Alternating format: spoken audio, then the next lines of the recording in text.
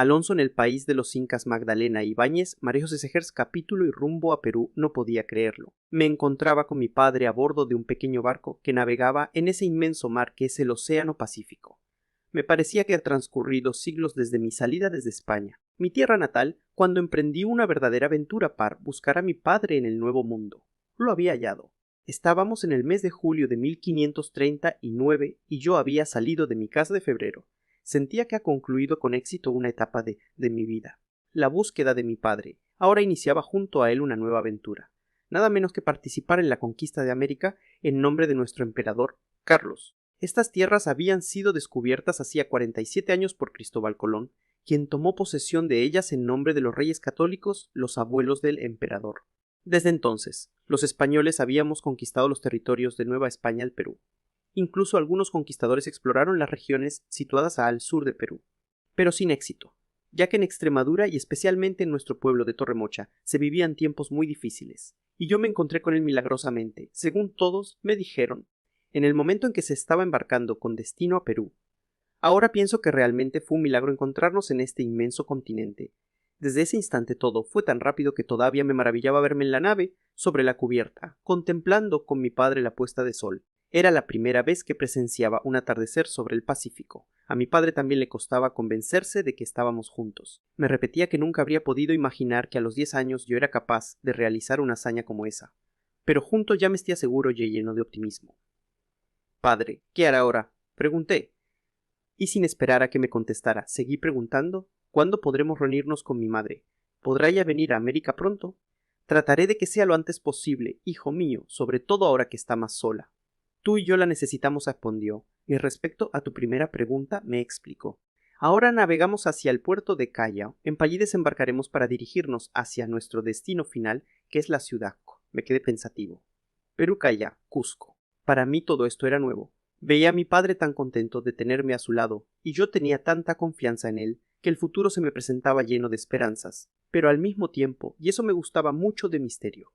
No sabía casi nada acerca de las que nos dirigíamos. Volvía a lanzar una pregunta tras otra. Con gran curiosidad, dicen, ¿cuáles son esas riquezas?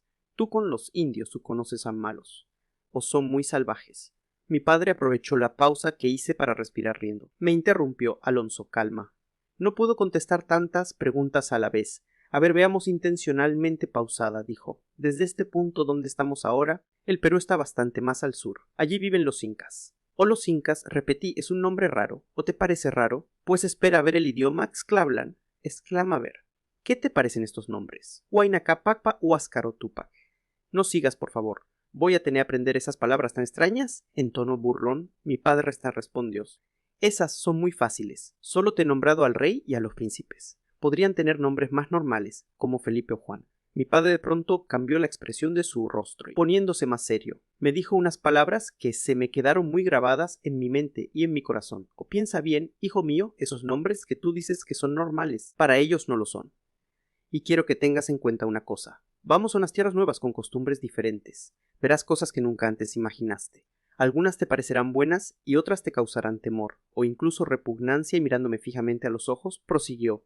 Pero tú has de tener respeto por las personas y, aunque te cueste a veces, debes recordar siempre que son tus semejantes y que nosotros podremos enseñarles mucho, pero también tenemos muchas cosas que aprender de ellos. Era muy pequeño y cada rincón estaba ocupado por mercaderías, lo que lo hacía avanzar muy lentamente. Además, pronto comenzaron a escasear los víveres frescos. Para conseguir mejores alimentos, me dediqué a pescar, ocupación que me gustaba mucho y la que pasaba sus buenas horas.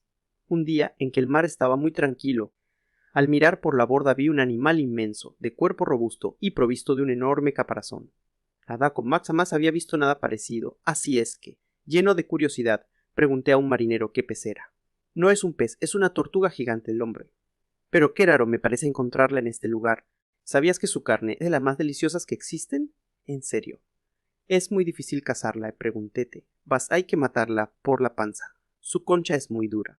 No me dejé intimidar por las palabras del marinero. A de apenas éste se alejó, busqué un arpón y lo até fuertemente a un gancho en la cubierta, con él en la mano y no sin dificultad. Me deslicé por una escalera de cuerda hasta el agua.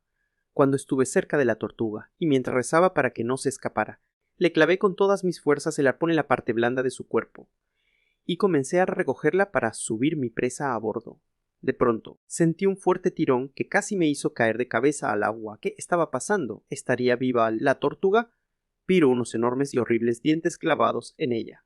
Con espanto advertí que esos dientes salían de una cabeza puntiaguda y negra, cuyos ojos furiosos miraban amenazantes. Me di cuenta de que estaba luchando con aquel pavoroso animal por la misma presa. Por el forcejeo, Tortuga se fue desgarrando y el agua se tiñó de un rojo intenso. Asustado ante la desigual pelea, comencé a gritar, pidiendo ayuda. «¡Suelta la cuerda!», me gritó un marinero a cubierta. Desde obedecí sus órdenes lo más aprisa que pude, porque estaba cada vez más asustado. Ya a salvo, observé cómo los marineros habían tomado la cuerda atada aún sobre cubierta y luchaban contra aquel pez, tratando de arrebatarle nuestro alimento. Después de un buen rato, lograron recuperar la descuartizada presa. Me acerqué curioso para ver los despojos de la pobre tortuga. Entre su carne, encontré un enorme diente incrustado. Lo saqué y, mientras lo observaba, se acercó mi padre y me dijo que buena presa has cazado. Pero para la próxima vez, no intentes pelear contra un tiburón. Es muy peligroso un tiburón, exclamé espantado, recordando cuando, durante la travesía a América, el capitán Álvarez nos había advertido el ayo, mi gran amigo, y a mí sobre lo feroces que eran esos animales. Seguí observando el diente y se lo mostré a mi va. ¿No me gustaría nada tenerrado en mi pierna? Lo voy a guardar como recuerdo, le dije. Poco después llena al final de nuestra travesía por mar. Capítulo que la caravana estábamos en el puerto del Callao. El frío no disminuyó el entusiasmo que sentí al encontrarme ya en Perú. Por lo demás, no dejaba de ser curioso sentirse y ver densa niebla en pleno mes de julio. Me costaba comprender que las estaciones se encontraban invertidas en España. Mi madre tenía mucho calor, pues estaba en pleno invierno. Pero era un invierno suave, mucho más suave que los de mis tierras. No llegaba a calar los huesos. No tuve mucho tiempo para quedarme pensando. Mi padre tenía mucha prisa por llegar a la ciudad de Cusco, de manera que apenas desembarcamos las mercaderías, emprendimos esta segunda etapa de nuestro viaje. Nos integramos en una caravana, ya que según me contaron, en esos días era muy peligroso hacerlo sin compañía. Mi padre me explicó que los primeros tiempos en Perú habían sido muy revueltos, no solo por la lucha contra los incas, sino también por la guerra civil entre los mismos españoles. Entender. Eso es lógico que no lo entiendas, Alonso. Eres un niño. Es muy difícil que comprendas lo que es la codicia y la ambición de poder, que muchas veces es más fuerte que cualquier otro sentimiento. ¿Y quiénes lucharon? El problema se produjo porque el emperador Carlos repartió estos dominios entre Francisco Pizarro, a quien le dio las tierras del norte, que llamó Nueva Castilla, y Diego de Almagro, a quien le concedió las del sur o Nueva Toledo, para que ambos las gobernaran en su nombre. Pero si cada uno tenía sus tierras, ¿cuál fue el problema? Lo que sucedió fue que los límites de ambos territorios no estaban claramente establecidos y comenzaron a disputarse la posesión de la rica ciudad de Cusco, la misma a la cual ahora nos dirigimos. Y esto fue hace mucho tiempo. No hace 5 años comenzaron las peleas, pero hace solo 2 hubo una gran talla en la llanura de las Salinas, entre las tropas dirigidas por Hernando Pizarro, hermano de Francisco, y el ejército de Almagro, llamado los de Chile. Sí, así los llamaban porque Almagro, en 1536, junto a una gran hueste, se dirigió a esos territorios que se encuentran hacia el sur en busca de riquezas. Parece que los incas le habían dicho que en esas regiones existían inmensas riquezas, pero un fracaso, no encontradas solo con penurias y sufrimientos. En medio de esta explicación, mi padre hizo una pausa y, como hablando para sí mismo, dijo: «Esas tierras quizás no tienen oro, pero algunos de los que allí estuvieron me han contado que tras un gran desierto existen tierras fértiles con un clima muy bueno para cosechas y ganado. Pero yo quería que me siguiera contando esa historia. Güey padre, ¿qué pasó en aquella batalla? Fue algo verdaderamente triste y vergonzoso.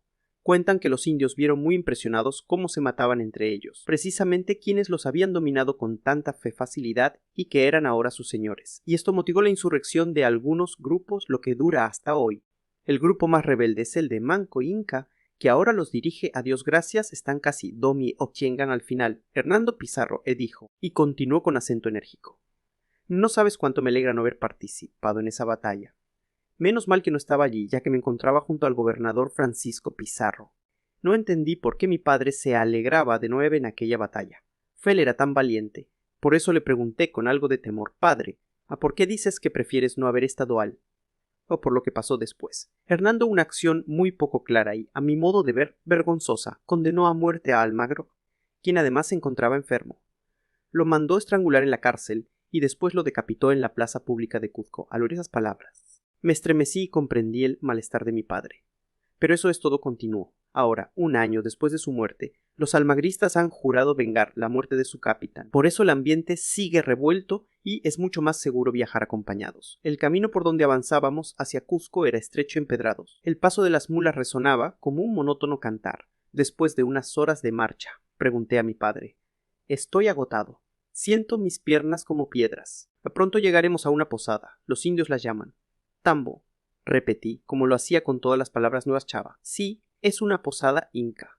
Allí podremos descansar y comer algo. En efecto, un rato después encontrábamos en el tambo. Mientras mi padre entraba en la pequeña construcción de piedra, yo permanecía afuera mirando asombrado a un extraño animal, de cuello largo y pequeña cabeza, que pastaba en un corral. Me acerqué lentamente e intenté acariciar su cuerpo lanudo. El animal escapó asustado. Su trote me pareció muy divertido, ya que mantenía la cabeza erguida y daba la impresión de que solo sus pies se movían. Empecé a correr tras él, imitando sus movimientos. De pronto el animal se detuvo y me lanzó una asquerosa pasta de hierba que tenía en su boca. Tuve tan mala suerte que me llegó en plena cara. Mientras, enrabiado, intentaba limpiarme, sentí a mis espaldas unas sonoras carcajadas. Di media vuelta, aún más furioso, y me encontré con un niño indio. Este, al ver mi cara de enojo, enmudeció y retrocedió unos pasos, con cierto temor. Durante el trayecto había visto a algunos niños incas, pero este me llamó la atención por su altura y la viveza de su rostro. Estaba cubierto por una manta que dejaba ver sus pies descalzos. El pelo negro le caía sobre el rostro tapando uno de sus ojos. «Eitus», le dije muy enojado. Al escuchar mis palabras, el muchacho salió corriendo fastidiado. Entré a la posada en busca de agua para lavarme. Continuamos viaje a través de un territorio cada vez más montañoso. Como el paso de las mulas era lento, apartarme un poco de la caravana y explorar por mi parte, pero sin perder de vista a mis compañeros. En varias ocasiones, mientras vagaba solo, tuve la sensación de ser seguido y observado. Entonces volví a la cabeza, pero no lograba ver a nadie mientras exploraba una casa en ruinas. Tuve nuevamente aquella sensación. Para salir de dudas, di la vuelta a una esquina de la casa y me escondí tras una muralla con un en la mano. Sin atreverme a respirar, esperé. Al poco rato sentí unos sigilosos pasos que se acercaban, con el corazón palpitante y haciéndome el valiente a pesar del miedo que tenía. Salí de mi escondite para enfrentar al desconocido. Fue qué sorpresa, frente a mí estaba el niño que se había reído de mí en el tambo. ¿Por qué me sigues?, le grité indignado. El niño me miró y no me contestó. ¿En quién te digo?, pregunté con tono aún más fastidiado. Sí, al mismo tiempo que asentía con la cabeza, y no te estoy siguiendo. Voy camino a Cusco. ¿Vas solo?, le pregunté curioso. Sí, y dando media vuelta, se alejó. Su extraña y desconcertante actitud me dejó estupefacto y cuando reaccioné, ya había desaparecido. Al día siguiente observé que el niño indio seguía la caravana desde lejos. Cuando lo comenté con mi padre, él me dijo que le parecía bastante raro que un niño anduviera solo, pues los incas, desde antes de nuestra llegada, acostumbraban vivir en grupos muy vigilados y ahora seguían manteniendo esa costumbre. Algo le sucede a ese niño, aseguró mi padre. ¿Por qué no tratas de averiguarlo? Decidí hacerlo y, justo cuando tenía la intención de acercarme al niño, grandes piedras se desprendieron de repente de la montaña. Los animales se sobresaltaron, comenzaron a huir despavoridos. Yo montaba una perezosa mula, la cual, con el ruido de las piedras, pareció despertar de su letargo y comenzó a correr sin control, pues si hasta parecía un caballo al galope. Pero fue tal mi estupor que no pude afirmar las riendas y el animal desbocado corrió en dirección a un barranco, sin poder frenarlo en su carrera despavorida. Solo atiné a soltarme y dejarme caer del animal. Este se precipitó en el barranco y en un segundo era una masa inerte en el de la garganta rocosa. Yo quedé colgando, apenas sujeto de unas ramas al borde del precipicio. Sentí un dolor intenso al tobillo que me impedía apoyar el pie y darme impulso para subir hasta la orilla. Grité pidiendo ayuda, pero al parecer nadie me escuchó porque nadie acudió en mi auxilio. Tuve mucho miedo. ¿Cuánto podría resistir colgando de ramas tan débiles? De pronto sentí que dos manos tomaban fuertemente mis brazos y me tiraban hacia arriba. En ese momento perdí la conciencia. Era tanto el dolor que creo que me desmayé. Lo primero que recuerdo es que cuando desperté estaba acostado sobre la hierba. A mi lado el niño indio me miraba fijamente. ¿Tú me salvaste?, le pregunté al recordar que alguien me había auxiliado. No alcanzó a contestarme, pues al ver que mi padre se acercaba huyó despavorido. Alonso, ¿qué sucedió?, preguntó preocupado. ¿Estás bien? Creo que sí, pero me duele mucho el pie y no me puedo levantar. Le conté lo que había pasado con mi mula y cómo me había ayudado el niño indio. Su preocupación entonces fue aún mayor. Es un milagro que te haya salvado. No sé cómo le vamos a agradecer a ese niño. Debemos buscarlo. Me tomó en sus brazos y me llevó hacia donde se encontraban todos los demás viajeros, aún confusos por el repentino suceso. Me examinó el tobillo y lo vendó, advirtiéndome que no apoyara el pie por unos días. ¿Dónde se habrá metido el ñoquemesal? No tengo idea, pero me gustaría tanto encontrarlo pronto. Nos reorganizamos lo más rápidamente que pudimos y reanudamos el viaje. Capítulo y Cusco y la encomienda de mi padre, la ciudad de Cusco, es imponente e impresionante, y está situada en un valle rodeado de enormes montañas. Sus angostas calles y sus casas estaban en inmensos bloques de piedra. Llegamos a la plaza principal, que los incas llamaban Huaycapata, un nombre que significaba Plaza de la Alegría, pero yo entré en ella sin poder evitar un estremecimiento al recordar la espantosa muerte de Diego de Almagro. Qué contradictorio resultaba aquel nombre. Quédate aquí un momento, Alonso. Vuelvo enseguida, me dijo mi padre mientras se dirigía a entregar las mercaderías que traíamos. Me senté en una piedra de poder descansar, aunque mi pie estaba mucho mejor. A veces me dolía. Me dediqué entonces a mirar la actividad de la plaza y en esto estaba cuando vi acercarse a mi padre. Atado a una traía un gran perro blanco con manchas negras. El animal movía la cola sin parar. —¿Me hacer tuyo? Pregunté. —¿Qué lindo es? No es mío, me contestó, pero al ver mi cara de desilusión agregó: es tuyo. —¿Mío? No puedo creerlo. De verdad es mío. Mi padre reía al verme tan feliz. Gracias, padre, dando saltos de alegría. Pudo ponerle un nombre. Por supuesto, es tuyo. Lo llamaré Bartolo. —Bartolo, ¿no te parece muy raro ese nombre para un perro? —Sí, es un poco raro, le contesté. Pero recuerdas que te hablé de mi amigo Pelayo, con quien vine desde España. Ah, sí, el chico que conociste en tu camino hacia Sevilla y que tanto te ayudó. El mismo. Pues él tenía un perro con ese nombre, le expliqué. Por eso quiero que se llame así. Ahora éramos los que caminamos por las estrechas calles empedradas. Yo iba muy orgulloso junto, mi padre, a mi hermoso perro. Al poco rato, mi padre se detuvo ante una casa pequeña. Entramos a una habitación bastante oscura. Dos estrechas ventanas apenas dejaban pasar los rayos del sol. Mi padre se dirigió rápidamente hacia el hogar y encendió el fuego porque el recinto estaba húmedo y helado. —Oquis —dije, mirando a mi alrededor—, pero me gusta. Por primera vez desde que había salido de mi pueblo, me sentí en mi casa. Mientras nos instalábamos, alguien llamó a la puerta. —Oh, don Francisco, ¿es usted? —Sí. —Don, adelante. Aquí me tiene y con una gran sorpresa. Le presento a mi hijo Alonso. Tiene 10 años y ha viajado solo desde Torremocho, nuestro pueblo en España, para buscarme. Y nos hemos encontrado en Panamá. ¿No le parece un verdadero milagro? Y agregó dirigiéndose a mí: Alonso, don Diego de Alvarado es mi vecino y amigo. Si alguna vez necesitas algo y yo no me encuentro cerca tuyo, no vaciles en acudir a él. Don Diego me pareció muy simpático y bondadoso. Se quedó un buen rato con nosotros conversando sobre las últimas novedades y sobre España. Al día siguiente, mi padre fue a ver al gobernador Francisco Pizarro para darle cuenta de su viaje. Yo salí con Bartolo a recorrer la ciudad.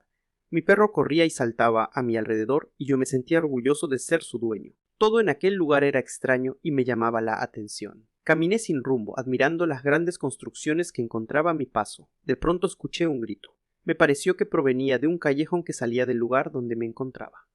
Curioso, me acerqué en silencio y vi a 3 indios que rodeaban amenazantes a un niño. Con gran sorpresa advertí que era el niño inca que me había salvado la vida en el barranco.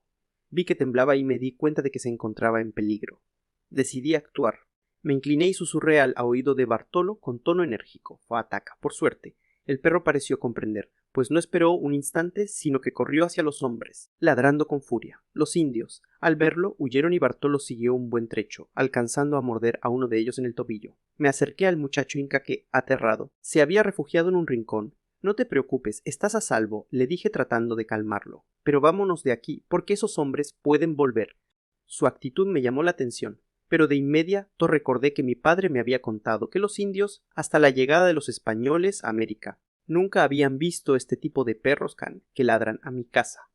Al llegar, encendí el fuego, preparé algo de comas. Le pregunté con curiosidad. Maet respondió: «Eres de Cusco». No me conoció, inmóvil, con rostro inexpresivo. Al poco rato, comencé a sentirme inquieto y alterado ante la imposibilidad de comunicarme con él. Con un tono cada vez amable exclamé: «Tú me salvaste la vida un día. Ahora te acabo de salvar la vida yo a ti y tú no dices nada». «No te entiendo. No soy de Cusco», contestó al fin audible, con voz. «¿A dónde eres?» «O del norte». «¿Y qué haces aquí?» «Busco a un hombre que robó algo a mi padre». «¿Pero qué le robó un té?» Y, cansado de tan parco diálogo, agregué: «¿Dónde está tu padre? Tú no vas a entender. Ese hombre le robó su bastón y sin él». En ese momento mi padre entró en la casa, llamándome niñamente: «Alonso, hijo, no sabes lo que he conseguido». Al ver a Maita se detuvo un instante y comentó dirigiéndose a él: «¿No eres tú el que salvó la vida, mijo?» «Sí, es él». «¿Pero qué has conseguido, padre?». Le interrumpí, ansioso de saber cómo le había ido mi padre y olvidando momentáneamente el misterio del bastón del padre de Maita. Me han asignado una encomienda de indios, al sur de Cuzco. En la primera ocasión que se presente mandaré a decir a tu madre que venga a reunirse con nosotros. ¿Entiendes lo que significa? Por fin nos estableceremos como una verdadera familia. Me sentí profundamente feliz. Volvería pronto a mi madre, no lo podía creer. Durante el resto del día estuvimos haciendo planes para el futuro. Maita se quedó con nosotros durante toda la jornada y llegar la noche mi padre, que no hallaba cómo agradecerle que me hubiera salvado la vida, le dijo que se quedara a dormir en nuestra casa. Al amanecer, el niño indio ya no estaba. Lamenté no haberle preguntado quién le había enseñado a hablar en nuestro idioma. Pero ahora no tenía tiempo de preocuparme de él, pues durante los siguientes días estuvimos muy afanados organizando el viaje a nuestras tierras. Antes de partir, mi padre tuvo noticias de que un vecino de Cusco, don Juan Garay, a quien por suerte conocía, muy pronto hacía calla para embarcarse rumbo a España. Con él envió entonces un mensaje a mi madre y todas las recomendaciones necesarias para que emprendiera viaje a Perú. Lo más increíble fue que don José tenía parientes en un pueblo cercano al nuestro y que conocía a don Anastasio, el cura de Torre Mocha. No le sería difícil hacer llegar el recado a mi madre. La historia de Maita, nuestra encomienda, estaba situada en un pequeño valle rodeado de montañas. Las tierras de los alrededores eran pedregosas y empinadas, pero en algunas laderas los indios habían construido terrazas de cultivo. La primera vez que las vi quedé impresionado. ¿Cómo habían sido capaces de convertir un cerro tan escarpado en un lugar cultivable? Me acerqué un poco más para ver cómo las habían hecho. Eran como grandes escalones cavados en las laderas. En ellos se cultivaba diversos productos, aprovechando el plano que se formaba en cada escalón. Estos se encontraban surcados de canales de regadío, lo que lograba fertilizar la tierra. Cuando llegamos al terreno que se nos había asignado, comenzamos de inmediato la construcción de una casa. Numerosos indios que formaban parte de nuestra encomienda fueron destinados por mi padre a esa labor. A los demás se les encargaron las faenas del campo. Trabajábamos de sol a sol despejando los terrenos para prepararlos para el cultivo, a pesar del optimismo que caracterizaba a mi padre. Lo vi un poco desilusionado, porque la tierra era más pobre de lo que parecía. ¿No será más pobre de Torremocha?, me preguntaba, asustado. No habían transcurrido todavía 2 semanas desde que nos instaláramos en la encomienda, cuando empecé a inquietarme por la suerte que ha podido correr Maita. La verdad era que desde que nos fuimos de Cusco, yo sentía que no me había preocupado suficientemente de mi amigo. Recordaba que me estaba contando su problema. Cuando llegó mi padre con la noticia de la encomienda, con esta nueva se me había olvidado todo y no me preocupé para nada del pobre Maita. No solo me había salvado la vida, también había llegado a ser mi amigo y sentía afecto por él. Sabía que tenía obligación de ayudarlo.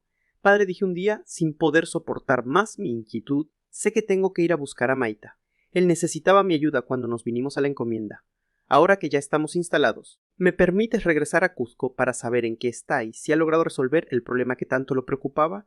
Mi padre no puso muy buena cara y alegó bastante, que yo era solo un niño, que podría haber peligros, que quizás cuál sería el problema de mejor ya estaba solucionado. Pero sobre todo le preocupaba mi edad. Eres apenas un niño y no puedes andar solo. Pero yo tenía un argumento indiscutible. Había viajado solo desde Sparlow a él y lo había encontrado. Estaba seguro de que era capaz de ir solo a Cusco, que estaba únicamente a un día de distancia, y ver a lo que mi amigo necesitaba. Además era un amigo que me había salvado la vida. Mi padre ya no pudo oponerse. Me dio permiso, pero con algunas condiciones. Huacari, uno de los indios con quien se entendía muy bien, me acompañaría en el trayecto. Me daba 3 semanas como máximo para que yo tratara de encontrar a Maita y viera si realmente podía ayudarlo. Cuando se cumpliera ese plazo, Huacari volvería a buscarme para que regresara a la encomienda. Si no encontraba a Maita, debería quedarme cerca de don Diego, y siempre éste debía saber dónde me encontraba. Además, me hizo prometerle que no haría ninguna tontería ni me arriesgaría en aventuras. Yo prometí todo y, un día de madrugada, inicié con Huacari la marcha hacia Cusco. Por supuesto, Bartolo era de la partida. Al entrar a nuestra casa en la ciudad, me llamó la atención verla limpia y ordenada. Durante el camino había pensado varias veces en el trabajo que nos llevaría a ponerla en orden, después de tantas semanas de abandono que encierro. ¿A quién está aquí? Llamé desconcertado y le dije a Huacari, algún intruso te está ocupando nuestra casa. Creo que debemos estar alerta para ver de quién se trata. Me incliné y hablé a mi perro Bartolo en la oreja, atento. Avísame si entra alguien y ataca. Al poco rato, cuando ya anochecía, mi perro comenzó a inquietarse y dejó escapar algunos gruñidos, aunque bastante leves. La puerta se abrió dejando entrar algo de luz a la oscura habitación. Una pequeña silueta se dibujó en el umbral. Nos lanzamos sobre el desconocido, que cayó al suelo. Pero cuál no sería mi sorpresa al ver que era Maita. ¿Qué haces aquí?, le dije un poco arrepentido por los golpes que le había dado. Cuando la volví a buscarlos me explicó, bajando cabeza, no tenía dónde leer, y pensé. Es más, me alegro de estés aquí porque justamente he venido a buscarte. Ahora temo en que me cuentes tu historia, todo lo que te pasa, le dije, pensando que sin duda Maita necesitaba ayuda. Después de comer huacari se durmió. Yo estaba bastante cansado luego de la larga caminata, pero a la vez sentía mucha curiosidad por conocer el misterio de Maita. Algo me hablaste de un bastón, dije, tratando de recordar lo poco que habíamos conversado la última vez que nos vimos. ¿Qué era eso que tú me ibas a contar? Unos hombres robaron el bastón de mi padre. Es el curaca de mi pueblo. El bastón es su símbolo poder, edepero. ¿Por qué es tan importante? Le pregunté sin entender. No lo compra el bastón, es especial. En el mango hay una flauta cuyo sonido es emblema de autoridad. Y, haciendo una pausa, agregó con tristeza cuando robaron. Mi padre enfermó de humillación y melancolía, porque con el bastón le arrebataron el poder. Debo recuperarlo antes de que muera. Sin comprender mucho la historia, traté de animarlo diciéndole que lo ayudaría. Pero dime, ¿sabes quién lo robó?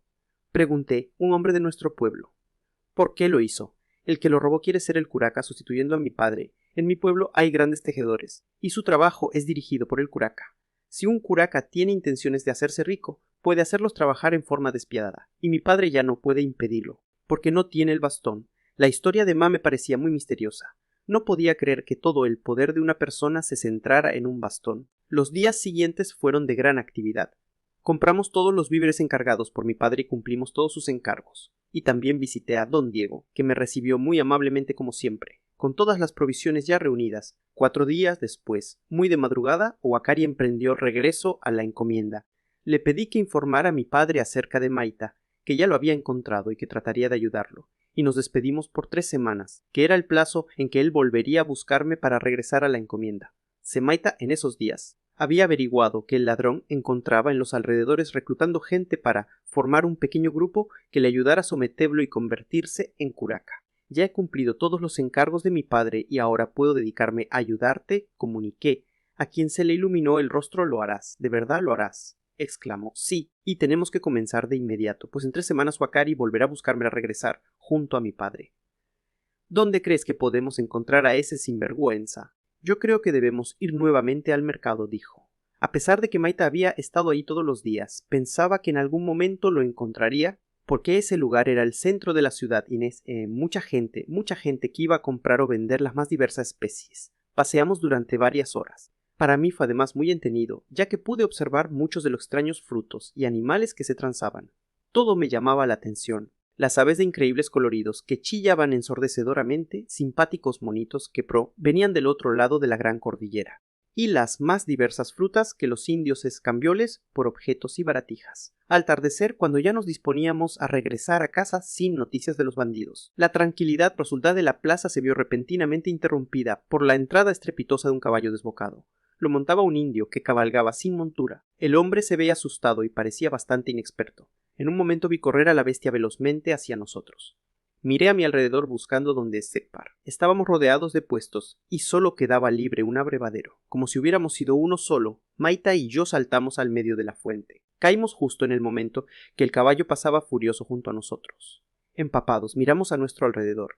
El caballo pasó por encima de varios puestos del mercado, causando un gran alboroto, y de repente saltó sobre una carreta. El jinete cayó violentamente al suelo, sintiéndose más liviano. Galopó velozmente fuera de la plaza. Nos acercamos al jinete y vimos que tenía una gran herida en la cabeza y sangraba muchísimo. Pero varias personas se preocuparon del herido y nosotros nos alejamos del lugar. Como pasaron algunos días y nuestra búsqueda continuaba siendo infructuosa, Maita me dijo: tengo miedo de que esos hombres hayan salido de Cusco. Ha pasado mucho tiempo y pienso que es mejor que vaya a mi pueblo para ver si ya están allá. Tienes razón. Quizás entonces deberemos separarnos. Acompañé a Maita hasta la salida de la ciudad para que tomara el camino hacia el norte. Nos despedimos y solo había dado unos pasos para regresar a Cusco cuando escuché un grito. Alonso, espera. Me di vuelta y vi a Maita que corría hacia mí. ¿Qué pasa? Le pregunté extrañado ante tan repentino cambio. 31 Remaita me tomó del brazo y me llevó tras unos mato. Son ellos, dijo de antes señalando con hombres que conversaban y comían alrededor de una fogata. ¿Qué? ¿Te han visto? Pregunté excitado. Estoy casi seguro de que no. Nos mantuvimos ocultos. Maita me dijo en un susu: esperaré a que terminen su comida y los seguiré. Esta es mi oportunidad. ¿O quieres que vaya contigo? Le pregunté. Maita me miró y respondió: irías. Por supuesto. Bien verdad me acompañarías. ¿A sé que te voy a necesitar? Me sentiré mucho más seguro si tú y Bartolo van conmigo, murmuró. Lo único que tengo que hacer es avisar a don Diego que salgo contigo hacia el norte, a tu aldea. Prometí a mi padre que no me alejaría de Cusco sin decirle a don Diego.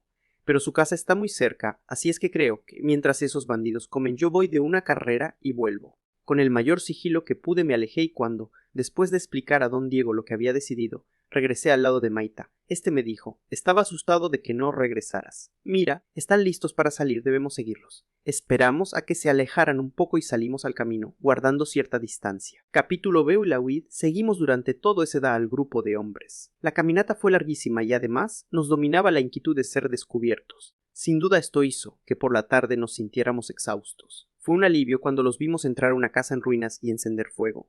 Nosotros debimos permanecer afuera, envidiando la fogata y el olor a comida que salía del refugio de los bandidos. La noche era cada vez más fría y para no congelarnos nos acurrucamos muy cerca uno del otro, entre unas rocas que nos protegían del viento.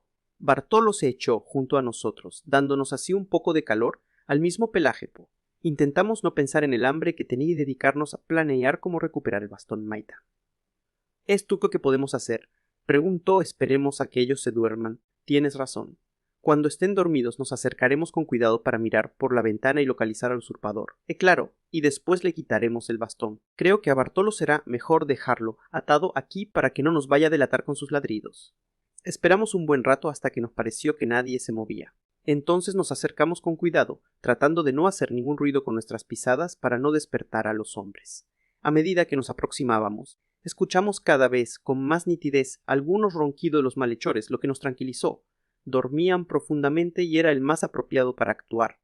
Pero sentí pánico al pensar que tendría que entrar allí. Estábamos a punto de llegar a la ventana, cuando un agudo chillido rompió el silencio de la noche.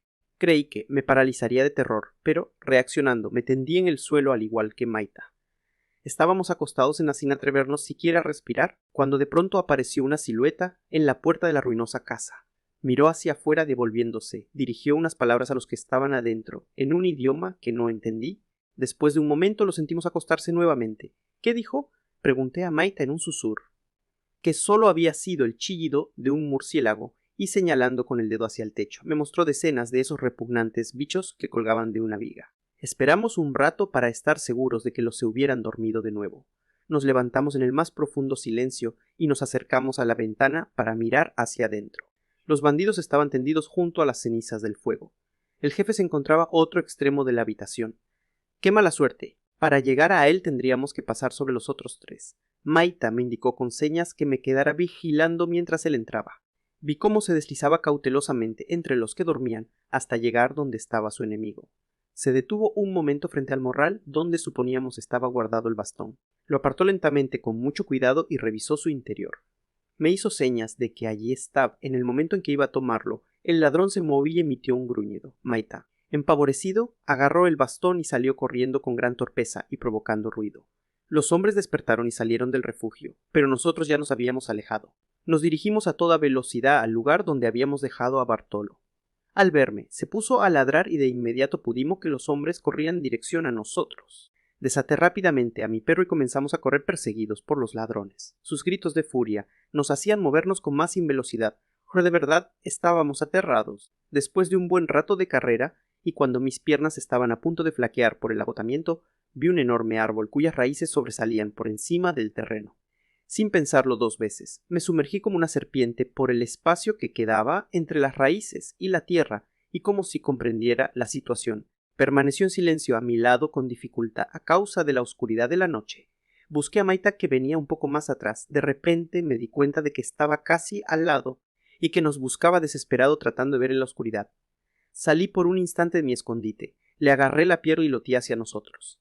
Al principio miró aterrado, pero luego al reconocerme se introdujo rápidamente con las raíces. A los pocos segundos escuchamos a nuestros perseguidores que se detenían muy cerca del árbol. Yo solo rezaba para que Bartolo no emitiera algún ruido que nos delatase, pues si así ocurría, estábamos perdidos. Miré a Maita, cuyo corazón latía tan fuerte a causa del miedo que podía escucharlo. Le hice un gesto para calmarlo, a lo que me respondió con una forzada sonrisa. Permanecimos inmóviles como si nos hubieran transformado en estatuas, mientras oíamos lo que ocurría a nuestro alrededor. Los hombres desconcertados iban de un lugar a otro. Su jefe, en un tono de gran enojo, emitía órdenes en su lengua. En un momento uno de ellos se acercó a nuestro escondite y se sentó sobre las raíces bajo las que nos encontrábamos. Pensé que sería nuestro fin, ya que mi perro se movió. Para que no ladrara, le tapé el hocico con una mano y lo acaricié. Gracias a Dios, el hombre al rato se levantó y se alejó. Respiramos aliviados. La tranquilidad no duró mucho, ya que poco después regresó todo el grupo. Imaginé que habrían decidido esperarnos bajo ese árbol, y solo pensarlo me hizo sentir un agudo dolor de si no se alejaban. Era más que seguro que nos descubrirían. Con menos mal que me equivoqué en mis suposiciones. Al poco rato el grupo se alejó. Supuse que volverían a la esperarían ruinas donde esperaría el amanecer para proseguir la búsqueda. Aguardamos inmóviles en el escondite un buen rato, hasta que el silencio de la noche nos aseguró que se habían ido. Entonces Maita me hizo un gesto para que saliéramos, aún sin atreverse a hablar. Una vez fuera agradecí a Dios nos encontráramos a salvo, mientras Maita acariciaba a Bartolo. Luego, algo más tranquilos, decidimos partir de inmediato. Tenemos que alejarnos lo más posible, hombres, dijo Maita. No podemos hacer otra cosa más que irnos a pesar de que tengo tanto sueño, repliqué, aunque quizás podríamos dormir un rato corto. No creo que sea buena idea, dijo Maita. No olvidemos que ahora que el bastón está en manos harán cualquier cosa por encontrarnos. Tienes razón, asentí, procurando vencer mi agotamiento. Capítulo vi perdidos en medio de una noche sin luna, pero las estrellas iluminaban el camino. Maita me mostró un grupo de ellas, con las cuales podríamos guiarnos para no errar nuestra ruta al norte. Mira, ¿ves esas 4 estrellas? Dijo señalando los astros que estaban sobre nosotros. Ustedes los españoles las llaman la Cruz del Sur por la forma en que están distribuidas. Busqué con la mirada hacia el cielo hasta que por fin descubrí esas 4 estrellas que me mostraba. Era cierto que tenía forma de cruz, pero no me parecía muy perfecta. Una de sus puntas muestra siempre el camino y pueblo, explicó. Sigamos y no nos perderemos. Asentí con la cabeza, no muy convencido de la teoría de Maita. Caminamos intentando seguir la dirección de las estrellas. No era fácil y el abrupto terreno nos obligaba a subir escarpados montes, y estaba agotado. Me parecía que mis pies eran de plomo, hasta que llegó un momento en que tuve que parar. No creía poder continuar soportando cansancio y tanta hambre. ¿No puedo dar un paso más? Busquemos un lugar protegido y paremos a descansar, dije a Maita, dejándome caer sobre el suelo. Sin embargo, Maita continuó caminando hasta unas rocas y yo con gran esfuerzo. Me levanté y lo seguí. Allí nos tendimos los 3 acurrucados, con Bartolo incluido.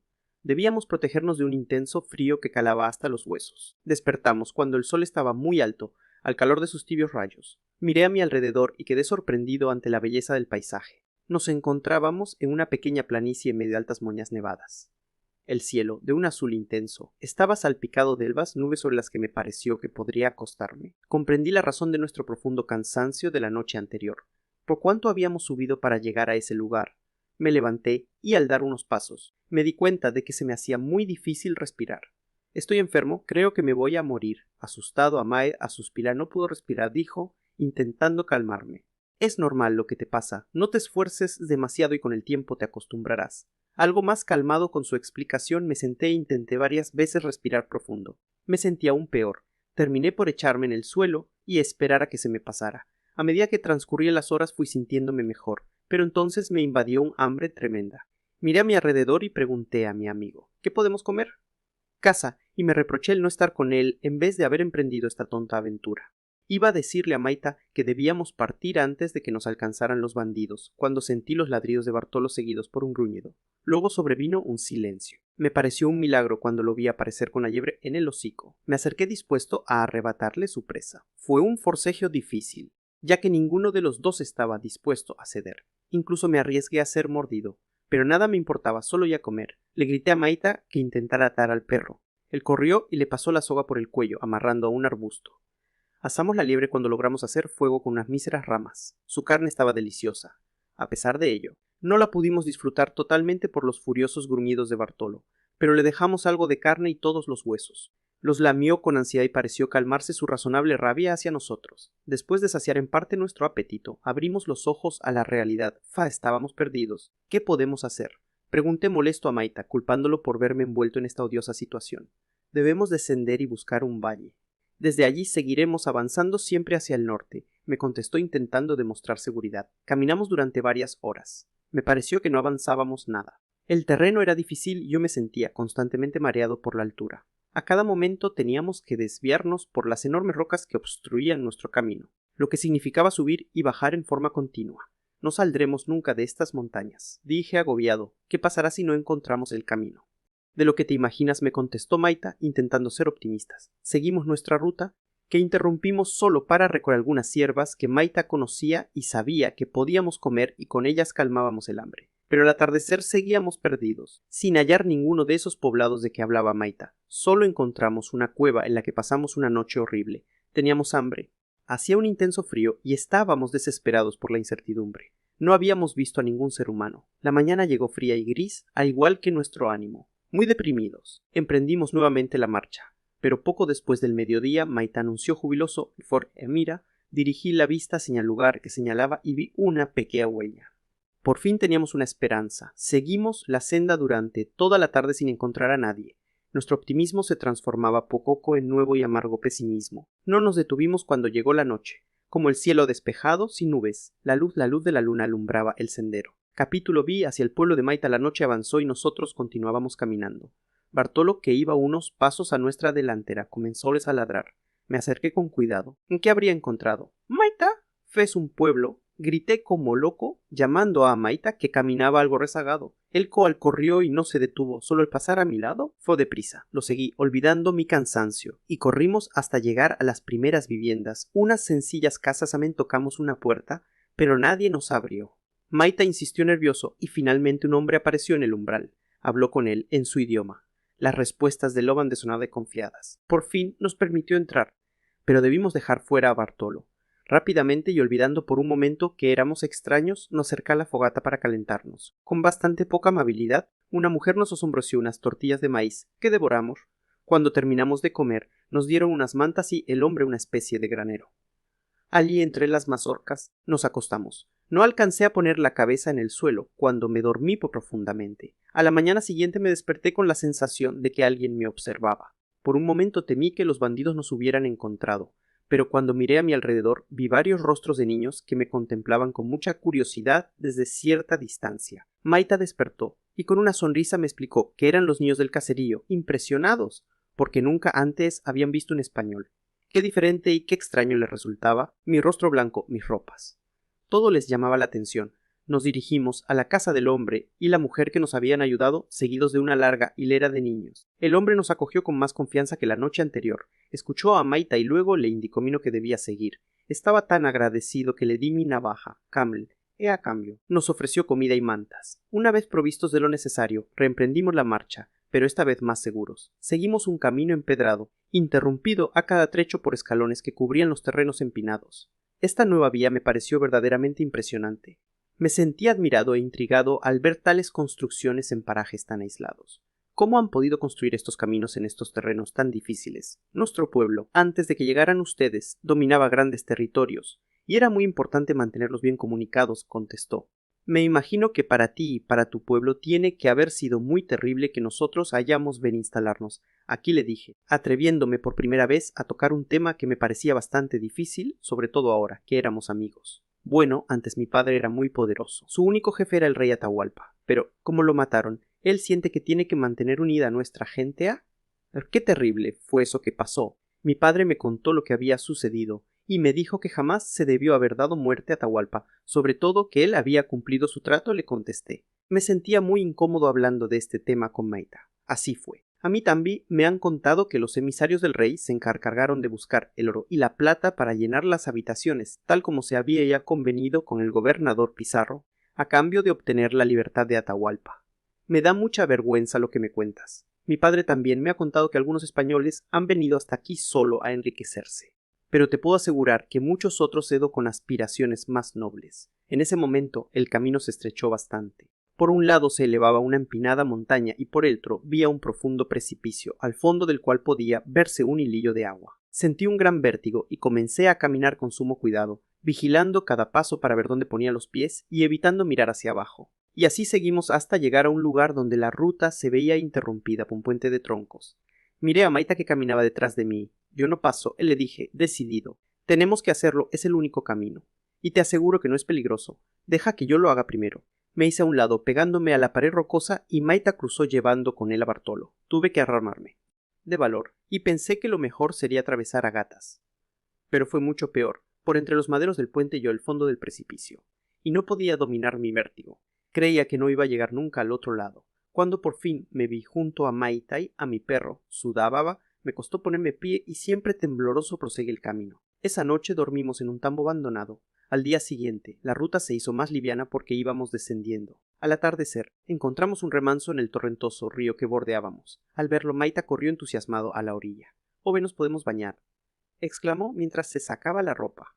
Lo miré espantado. Fue bañarse con ese frío. Estaba loco. Por nada en el mundo. «Hace frío y además me bañé en Cusco», le dije. Mientras nadaba con gran entusiasmo, Maita gritó para hacerse oír sobre el ruido del agua. «Está deliciosa». Al rato salió del río y se secó vigorosamente con la manta. Cuando estuvo vestido, me dijo: «Qué bueno estar limpio nuevamente». Ya estaba desesperado con la suciedad. Qué extrañas costumbres tienen los incas. Pensé, ¿a qué persona en su sano juicio se le podría ocurrir bañarse en aguas tan frías? Solo a un loco. Además, ¿por qué iba a estar tan sucio? Esa noche nos instalamos al aire libre. Encendimos una buena fogata, comimos nuestras provisiones y nos dormimos. Pero al poco rato, cuando aún había brasas encendidas en nuestra fogata, desperté sobresaltado y escuché nítidamente un gru muy cerca de nosotros. Desperté a Maita de inmediato. Aquí vino un mal segundo gruñido. «Es un puma», dijo Maita. Poniéndose de pie, comenzó a recoger todos los palos que encontró a nuestro alrededor. «Ayúdame», dijo. Tenemos que hacer una gran fogata para ahuyentarlo». Gracias a que la fogata no se había apagado totalmente. Al poco rato teníamos una gran hoguera. Nos sentamos muy cerca de ella y permanecimos alerta avivando el fuego. Casi no dormí el fuego. Solo cuando comenzó a clarear y no habíamos tenido señas del animal durante varias horas pudimos descansar. Cuando despertamos proseguí nuestro camino. Poco a poco Maita se fue entusiasmando cada vez más, ya que iba reconociendo el paisaje. Al atardecer divisamos las casas del pueblo. Capítulo B. Prisioneros en Chavín. Al reconocer su aldea, Maita quiso echar. «Córdate prisa, que quiero ver a mi padre Liz». Lo tomé del brazo y seriamente le dije: «Maita, comprendo que quieras llegar pronto a tu casa, pero ¿no te das cuenta de que hemos tardado 4 días en llegar? Necesito saber cómo está mi padre». Por eso mismo intenté explicarle. «Pero Díaz, los usurpadores pueden haber llegado, y si es así». Maita me miró y sentándose en una roca me dijo con tristeza, aunque resignado: «Bresca, tienes razón. Tendremos que esperar a que oscure, aunque no faltaba mucho llegar a la noche. La espera se nos hizo eterna». Al fin, cuando las tinieblas nos rodearon, emprendimos la más silenciosamente que podíamos. Con claridad y firmeza advertí ante Bartolo que no podía ladrar. Para asegurarme, lo llevaba cogido de una cuerda alrededor del cuello. La aldea no tenía más de 20 casas. Al llegar a la primera de ellas, nos pegamos a sus muros y avanzar entre las sombras hasta llegar a la casa de Maita. A través de la ventana, y gracias al resplandor del fuego, pudimos ver a una mujer que, sentada en el suelo, lloraba quedamente. Como se encontraba sola, entramos. Maita corrió hacia ella y le habló con cariño. Comprendí que era su madre, aunque no entendí ni una palabra de lo que se dijeron. Pero durante la conversación, el rostro de mi amigo fue poniéndose rojo de ira. La mujer parecía cada vez más desconsolada. «¿Qué sucede? ¿Le pasa algo a tu padre?», me atreví a preguntar a Maita al cabo de un rato. «Lo tienen prisionero». Con un gesto de amargura, pero con voz cerrada, «han convencido al pueblo de que no es capaz de gobernar porque no tiene el bastón. Esos traidores me la van a pagarlo. Sí, hay que rescatarlo y hacer que el pueblo vuelva a respetar. Pero habla castellano tu madre. Tenemos que preguntarle dónde lo tienen preso». No me respondió: «¿A quién habla tu lengua?», pero me dijo dónde está mi padre, en Chavín, un lugar muy cercano. En él hay pirámides y un antiguo templo con muchos laberintos en su interior. Para allá. «Vamos inmediata, no hay tiempo que perder», dije. Mientras pensaba, ¿no habría aprendido Maita a hablar? Bien el castellano. Mi amigo se dirigió a un rincón de la casa y levantó una piedra. Escondió el bastón en un pequeño agujero y colocó nuevamente la piedra en su lugar. Después habló a su madre. Me pareció que se despedía de ella, pues de inmediato me hizo señas para que partiéramos. Tomó un par de antorchas y un garrote de madera y salimos de la casa para dirigirnos de inmediato a Chavín. Al cabo de un rato nos encontrábamos allí. Iluminados por la luz de la luna, pude ver unos edificios de piedra que me impresionaron por su grandeza. El templo sobresalía de las demás construcciones. Como no conocíamos el interior de las construcciones, nos era imposible trazar ningún plan para el rescate del padre de mi amigo. Decidimos entrar y comenzar la búsqueda al azar. Una vez dentro del templo, nos vimos en medio de un laberinto de pasadizos oscuros. Con algo de angustia pensé que nuestra misión de rescate sería más difícil de lo esperado. Parecía tan fácil perderse en ese lugar que decidimos señalar nuestro camino a medida que avanzábamos. Apagamos una de las antorchas y con su mecha ennegrecida fuimos marcando las paredes de los túneles por los cuales transitábamos. De esa forma sabríamos cómo regresar a la entrada. Bartolo, que iba junto a mí, comenzó de pronto a gruñir furiosamente. ¿Qué le pasará? Me preguntaba, cuando antes de que pudiéramos darnos cuenta, sentí que unas fuertes manos me agarraban violentamente por los hombros y me empujaban contra la pared.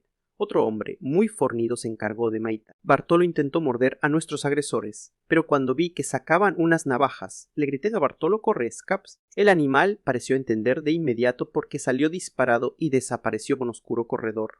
Los empujones nos llevaron a una pequeña cámara. En un rincón, sentado en el suelo y atado, se hallaba un hombre con cara de enfermo. Al escuchar que alguien entraba, levantó la vista lentamente, por su cara de sorpresa y la de Meta. Supuse que padre e hijo se habían encontrado, pero ambos permanecieron silenciosos hasta que los hombres, tras atarnos fuertemente, abandonaron el lúgubre lugar, dejándonos en la más absoluta oscuridad. De inmediato, Maita y su padre comenzaron a conversar. Yo intenté desatarme, pero con el forcejeo solo logré que las cuerdas hirieran mis muñecas y tobillos. El tiempo pasaba lentamente, comenzar de lo incómodo que me encontraba. Entre sueños, sentí que algo húmedo me rozaba el cuello. Desperté sobresaltado y percibí a mi lado la familiar presencia de mi perro. «Bartol, qué maravilla. ¿Cómo has llegado aquí?», le pregunté emocionado, como si fuera realmente un ser humano. «¿O qué pasa?», dijo Maita, que no veía nada a causa de la oscuridad. «Es mi perro que está aquí», respondí, dándome boca para acercar mis manos atadas a cada boca del animal. Dije: «Bartolo, muerde las cuerdas». En un principio pareció no entender, y pensando que se trataba de un juego, me lamió las manos al tiempo que saltaba a mi alrededor. Le repetí la orden varias veces, y al fin, quizás al ver que no me podía mover, Mirro comenzó a roer la cuerda. Yo seguí animándolo para que no se detuviera. «Bien, Bartó bravo, sigue así». A pesar de que no era su intención, Bartolo varias veces sus afilados colmillos en las muñecas, que ya estaban bastante lastimadas por la cuerda. Pero antes de lo que podría haber esperado, me vi libre. Me desaté los pies, que estaban fuertemente amarrados, y luego liberé a Maita y a su padre, tal como nos había encontrado con su olfato prodigioso. Bartolo nos guió a través de oscuros pasadizos hasta encontrar la salida. El triunfo del Curax aún no había amanecido cuando salimos de aquel templo. Sigilosamente, alertas a cualquier ruido y siempre avigilando la posible de nuestros enemigos, nos acercamos. «Pueblo Beta, escóndanse entre estos matorrales. Aquí estarán seguros mientras yo voy por el bastón», dijo Maita, y dirigiéndose a mí, suplicó: «Por favor, Alonso». «De así lo haré, no te preocupes. Pero si no regresas antes del amanecer, iréate». Mi amigo me hizo un gesto despreocupado, como diciéndome que no tenía nada que temer, y desapareció en la oscuridad. Me quedé bastante inquieto. Al mirar al padre de Maita, vi que en su rostro también había angustia. Me sentí impotente al no poder dirigirle ni siquiera unas palabras tranquilizadoras. Pero no había pasado mucho tiempo cuando Maita regresó con aire triunfante, llevando en su mano el valioso bastón. Su padre, al verlo, quedó mudo de impresión, aunque de inmediato pareció como si la vida volviera a él con toda su fuerza. Creo que se rejuvenció en un instante. Su figura parecía elevarse cuando, lleno de orgullo, se puso de pie para ir junto a su hijo. Lo miró intensamente y después tomó su bastón. Pasado un momento, Maita con aldea: «Todo está tranquilo. Esos traidores están seguros de que seguimos prisioneros». Alcancé a verlos bebiendo despreocupados en una de las casas, agriendo una bolsas, y agriendo: «Mira lo que traje». Y una gruesa capa de vivos colores, unos aros de plata y varios turbantes tejidos fueron saliendo del morral de Maita. Como no comprendí para qué era todo eso, él me explicó: «Son las vestimentas ceremoniales, y mi padre debe ataviarse con ellas para presentarse ante el pueblo como un verdadero curaca con su bastón». A medida que lo ayudábamos a vestir sus ropajes, el padre de Maita fue transformándose, su figura engrandecerse y su rostro se mostraba joven y poderoso. Recordé que cuando Maita me hablaba de la humillación que sintió su padre al serle robado su bastón de mando, yo pensaba que era absurdo que el creyeran estaba en un bastón. Pero en el momento en que lo volvió a tener en sus manos, lo vi adquirir la prestancia de un rey. Con el bastón y con sus vestidos recuperó toda su dignidad y señorío. Ahora sí parecía un verdadero jefe. Un poco antes del amanecer, nos dirigimos a la plaza del puente. El padre de Maita se situó en el centro. Apenas asomó el sol entre las montañas, el lugar empezó a adquirir movimiento. Hombres, mujeres y niños comenzaron a salir tranquilamente de las casas, pero en cuanto vieron a su curaca, se congregaron alrededor de él, mientras algunos corrían a llamar a los demás. Y cuando ya se había reunido un buen número de personas, el padre de Maita pronunció un acalorado discurso, que finalizó con un gran griterío de aprobación.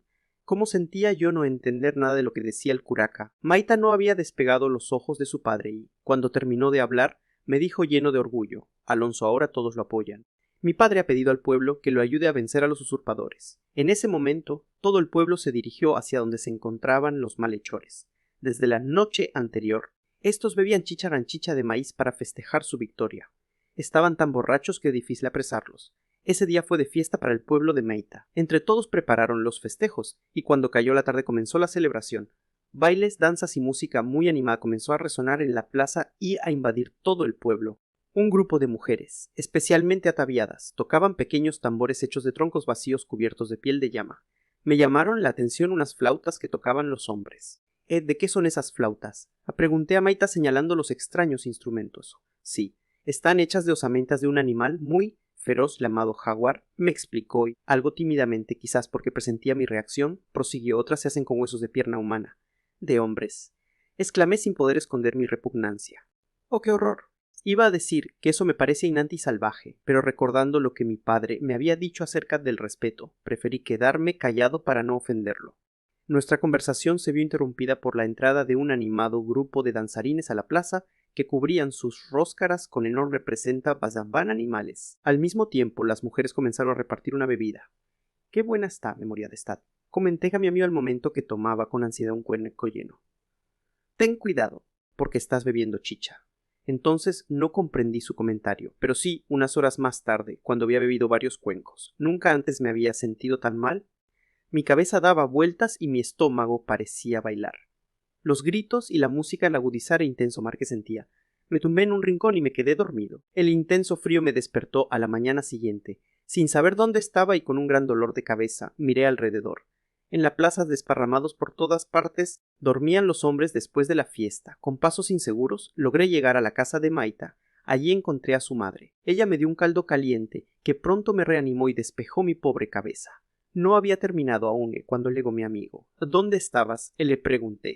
«En la plaza», me contestó. Miró a su madre y comenzó a hablarle.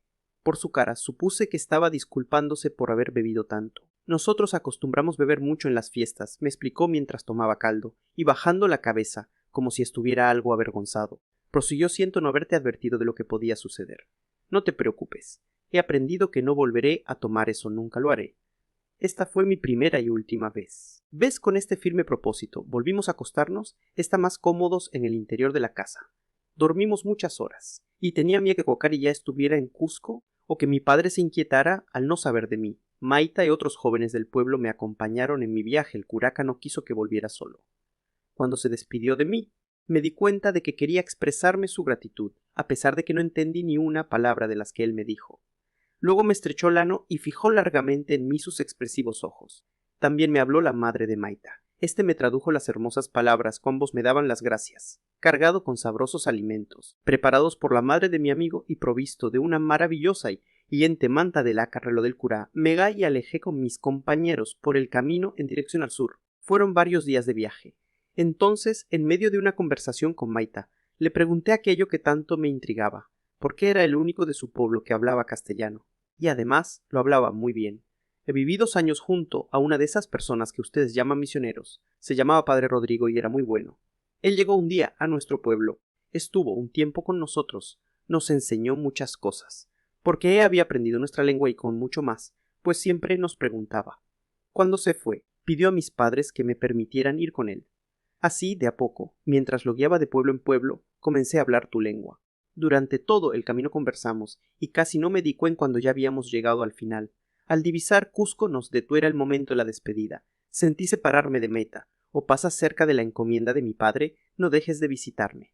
Adiós, amigo. Sé que mi padre nunca habría vuelto a ser curaca sin ti». Capítulo C. Nuevamente en la encomienda. Pocos días después me encontraba nuevamente en la encomienda junto a padre. Le conté la historia de Maita y todas las peripecias que habíamos pasado hasta que logramos liberar al padre de mi amigo. Mi padre se impresionó muchísimo. Más bien dicho, se sintió espantado y muy alterado ante los peligros que vio, y trataba de que le corrido das prometiera que nunca más comprometerme en un problema semejante. Al fin se calmó y dijo: «Gracias a Dios has regresado sano y salvo, pero no vuelvas a hacer una gracia como esta». El tiempo fue pasando y, a pesar de que los trabajos de cada jornada eran quizás parecidos y monótonos, no había día en que no conociera algo nuevo, aprendiera una palabra diferente del quechua, o hiciera un nuevo amigo entre los niños indios. Al principio no nos fue fácil entablar amistad, pues creo que de ambas partes nos mirábamos con un poco de temor. Pero al cabo de un tiempo, en cuanto concluía las tareas que mi padre me había encomendado para ese día, yo partía con un buen grupo de muchachos a correr por los campos. Un día quise ir mucho más lejos y pedí permiso a Xe padre. Se dio, pero siempre que fuera con Huacari. Salimos temprano, llevando a Bartolo, que con sus brincos alrededor nuestro apenas nos dejaba. Subimos montañas durante todo el día. El paisaje era maravilloso e imponente. En un momento de nuestra excursión, luego de subir una escarpada colina, el perro se perdió de vista. Llamamos, a la rato escuchamos sus ladridos en la lejanía. Nos acercamos hacia una cueva desde donde parecían provenir los ladridos. No entres ahí, me dijo Huacari con voz peligrosa. Perro. Pues solo una cueva. Espérame aquí y yo iré por mí, ¿no? No te dejaré solo, dijo, siguiéndome hacia la oscura abertura. Los ladridos de Bartolo retumbaban en las estrechas paredes. De pronto, sentí un roce suave y húmedo en la cara y un extraño cosquilleo en las piernas. ¿O qué es esto?, exclamé asustado. Avancé unos pocos pasos más y de pronto, como abriéndose paso en medio de la oscuridad, una tenue luz penetró por una grieta. Esto me dejó ver unos extraños bichos que caminaban por el suelo y las paredes y comenzaban a encaramarse por mi cuerpo. Son arañas, grité despavorido mientras corría pemente hacia la salida de la cueva. Por una vez fuera. Me revolqué en la hierba intentando quitarme los bichos de mi cuerpo y, ayudado por Huacari, me liberé de las pegajosas telas que cubrían mi cara. Cuando me tranquilicé, me acordé de Bartolo. Huacari se acercó a la boca de cueva y comenzó a llamarlo. No nos atrevíamos a entrar de nuevo. ¿En la voz de dónde sacaste eso? ¿O dije tomándolas? Me di cuenta de que eran muy viejas porque al tocarlas se resquebrajaron desprendiendo un polvillo. ¿O qué creía Lee? Le pregunté a Huacari, bastante extrañado. No lo sé, me contestó. Estaba decidido a averiguarlo. Pero necesitaba unas buenas antorchas para iluminar la cueva. Con Huacari buscamos unos palos. Los cubrimos con unos trapos que tenía en mi morral y los encendimos. Pero esto fue lo más difícil. Después de mucho trabajo, y cuando ya casi me había dado por vencido, por fin logramos sacar chispas de 2 piedras y encendimos las antorchas. Entonces pero caminábamos algo temblorosos. Con las antorchas espantábamos a las arañas a medida que avanzábamos por el pasadizo. Llegamos a una amplia cámara, en la que se interrumpía la excavación. En el centro de la cámara había un bulto. ¿Qué podía ser? Me acerqué, mientras Huacari permanecía a la entrada con la antorcha en mi hato. Exclamé asombrado. Es un buerdo. Creo que estamos en una tumba. Dijo raro. ¿Por qué lo habrán enterrado aquí? Pero no te acerques, agregó, no se debe molestar a los muertos, con mucho cuidado. Me dispuse a investigar la tumba. El esqueleto se encontraba encuclillado con la cabeza apoyada en sus rodillas y varias cuerdas de viejo aspecto lo sujetaban. A su alrededor había diversas vasijas de barro y pequeñas armas. Al acercar la antorcha a su cara lancé un grito. ¡Oh, qué horror! Sus manos, con uñas muy largas, agarraban lo que habían sido sus mejillas. Con el corazón palpitante me alejé del cadáver. Vámonos de aquí. Una vez fuera Huacari, mientras regresábamos a casa. Huacari me dijo que el muerto debía ser un soldado inca, pues había sido enterrado con sus armas. Nuevamente parecía muy extraño el lugar donde se encontraba esa tumba, pues generalmente su pueblo enterraba a sus muertos el saliente de una roca o en pequeños nichos de piedra. Durante las noches siguientes me costó mucho dormir. La expresión angustiosa de la calavera permanecía viva en mi memoria. Capítulo si encuentro inesperado los trabajos en la encomienda avanzaban, pero quizás algo más lentamente de lo que deseábamos. La verdad es que siempre estábamos pensando en la llegada de mi madre, a pesar de que sabíamos que podía transcurrir mucho tiempo antes de tenerla con nosotros. Le habrían llegado ya las noticias que le enviamos con don Juan Garay. ¿Cuánto tardaría ella en prepararse y disponer todo para emprender el viaje? Ojalá pudiera hacerlo muy rápido y venirse, pero estábamos tan lejos. Mientras tanto seguíamos trabajando con ahínco. El suelo era duro y bastante pedregoso, lo que dificultaba las faenas y desgastaba terriblemente las herramientas. Habíamos ido sustituyéndolas por las herramientas que fabricaban los indios, que eran excelentes, pero necesitábamos reponer algunas que ya estaban tan deterioradas que no tenían arreglo posible. Por eso mi padre decidió enviarme a Cuzco para comprar nuevas herramientas y aprovechar de abastecernos de algunos víveres. También debía tratar de averiguar noticias de España y preguntar si habría regresado don Juan Garay, quien quizás podría contarnos algo de mi madre.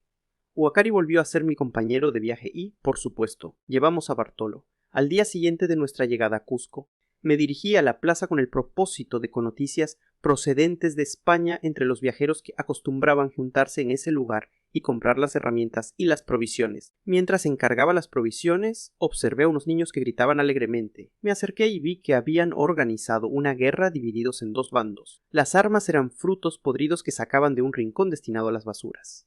Equirejo uno al verme. ¿En mi grupo falta un guerrero? Oh, claro que sí. contesté entusiasmado ante la perspectiva de participar en tan feroz combate. Me uní rápidamente al grupo y comenzar las asquerosas frutas, que al reventarse dejaban al enemigo inmundo impregnado de un olor repugnante. Bartolo participaba activamente con sus carreras.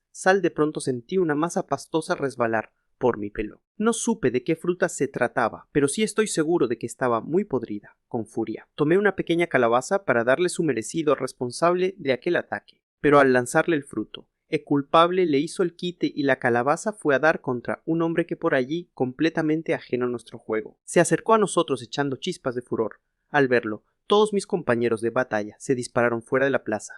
Cría imaginado que sean educados, exclamó, dedadísimo, el hombre, desde Sevilla al Nuevo Mundo. En un momento se me vino a la memoria el duro viaje y recordé al amigo. Juntos habíamos vivido grandes aventuras, pero en el puerto Nombre de Dios nos separamos para tomar rutas muy diferentes.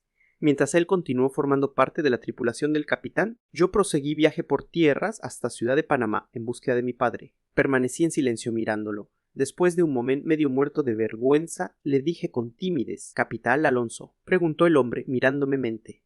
«Fisi, capitán, soy Alonso, perdóneme», o exclamé sin saber que haya jueguito, dijo el capitán. Algo más calmado, y tras una pausa agregó: «Si no fuera porque me alegra inmensamente encontrarte habrías llevado una buena paliza». «Lo siento mucho, capitán.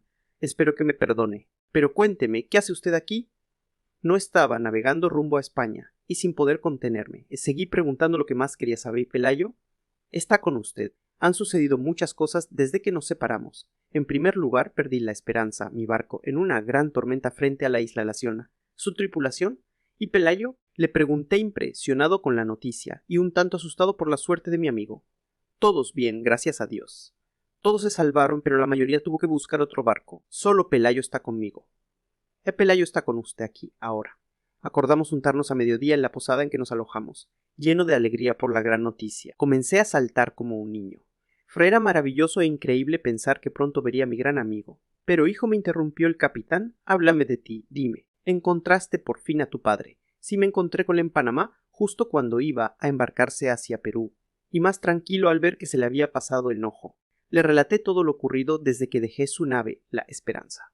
Mientras conversábamos, nos dirigimos a una fuente donde ambos nos lavante. Como el capitán tenía algunos asuntos que atender, yo debía cumplir los encargos de Encadre y mi padre. Nos separamos no sin antes acordar que reuniríamos en su posada. A la hora convenida, fui a encontrarme con mis amigos. El capitán estaba solo. «Capitán, ¿ha llegado Pelayo?», le pregunté ansioso. «No, debe de estar por volver». Paciencia era lo único que se me había agotado. Llevaba toda la mañana guardando este momento y tenía que seguir esperando dónde ser metido. Fastidiado, di unas vueltas por las callejuelas cercanas, acompañado de Bartolo, que saltaba sin cesar a mi alrededor. Volví a la posada y capitán me invitó a comer con él, ya que Pelayo tardaba. Pero en ese momento escuché un grito a Alonso. Me volví rápidamente y allí estaba con su cara pecosa, el pelo colorín. Era mi amigo Pelayo. No alcancé a decir nada porque él continuó con sus exclamaciones: «Tú aquí», y acercándose me dio un gran abrazo que respondí con fuerza. Pasada la primera sorpresa y emoción del encuentro, nos sentamos a mesa y hablamos sin parar. Eran tantas las aventuras que habíamos vivido desde que nos separáramos. El capitán me contó que, tras el hundimiento de Esperanza, había debido cambiar radicalmente sus planes. Ya no viajarían de vuelta a España, sino que explorarían en las desconocidas aguas del Pacífico. En lugar de dormir en la posada, invité a Pelayo a mi casa. El capitán estuvo de acuerdo y le dio la tarde libre. Empezamos entonces por salir a recorrer la ciudad. «¿Y este perro? ¿Es tuyo?», dijo Layo, al ver que Bartolo nos seguía. «Sí, es mío, lo regaló mi padre», le contesté. Dirigiéndome al perro le ordené: «Fue Bartolo, saluda a Pelayo». «A Bartolo». «Sí, le puse ese nombre en tu honor». El animal, entusiasmado, se tiró encima de él haciéndolo caer. Le lamió la cara como muestra de amistad. «Sácamelo de encima», gritó Pelayo mientras reía y lo acariciaba. Íbamos llegando a la plaza cuando sentimos un tremendo alboroto. Vimos a un hombre que corría velozmente en dirección a nosotros.